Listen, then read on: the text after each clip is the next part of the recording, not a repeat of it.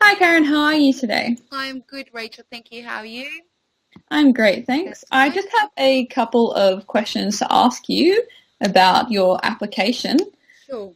So my first question is about mindfulness because this is a really busy practice and it's really important to focus one's attention on the present when working. How do you practice mindfulness in your life and how does it affect your work? Sure. Thanks, Rachel. So I agree with you. It's so important to be in the present moment. And the way I practice is that I try as much as possible to soak in the current environment I'm in. So, I pay attention to the sounds and smell around me, all the different things I can see, the thoughts I'm having, and how I feel at that moment. So for me, it also means appreciating life as it is, the good and the bad things, because that's what life is all about. You appreciate different thoughts, which leads to new learnings, which, then leads through to feelings that teach us to face challenges and recognize that happiness is within. So just to give you an example, if I've got a presentation at work or I'm seeing a patient, I have everything organized beforehand, and so that when the time comes, I've got my attention at 100% at the task at hand, and therefore I can ensure that any foreseen distractions are dealt with prior. So that's how. Yeah, that sounds like a really good technique. So in areas of potential development and growth, what do you hope to take away from practicing here? What I would like to take away would be self-fulfillment. Knowing that each day I have helped and I've made a positive impact in someone's life towards leading a healthy and happy life. I would also like to take away memories of having fun at work with my colleagues and learning from them, memories of self-discovery and continuous self-reflection to improve and have constant learning about the industry. Okay. So now we're going to go on to self-care. As you know, as a healthcare practitioner, it's part of your vocation to help your patients not only get better, but to teach them how to care for themselves. How do you incorporate self-care into your own life? I would say by being assertive, helping my patients, but not letting their problems and sufferings affect my own personal life, by eating homemade foods and exercising, but not allowing myself to, actually allowing myself to have a rest from it all and not feeling guilty.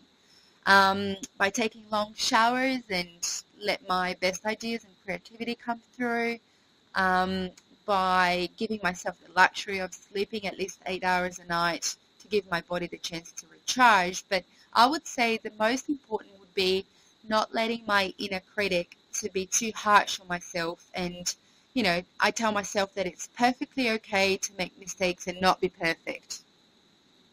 Yeah, and it's so important to keep all those things going throughout your practice as well. Mm. So, in the therapeutic relationship, your job is to help patients return to and maintain their health. So, can you explain to me the role of an effective therapeutic relationship and how it helps achieve this? Yes, definitely. So, in my point of view, an effective therapeutic relationship is not a friendship per se, but it's a relationship that has got similar attributes based on trust and support towards building it to a higher level.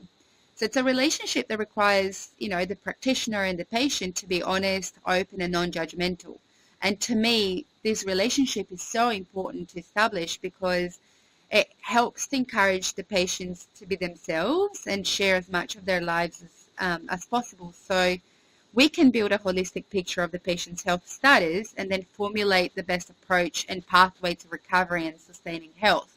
So I feel that patients are not, if they're not feeling comfortable with themselves, they'll most likely be reluctant to tell, to not, sorry, they will be reluctant to tell the whole story and might not say something that can prove to be so crucial in the treatment in fear of being judged or um, and not be, so therefore we can't devise the best strategy.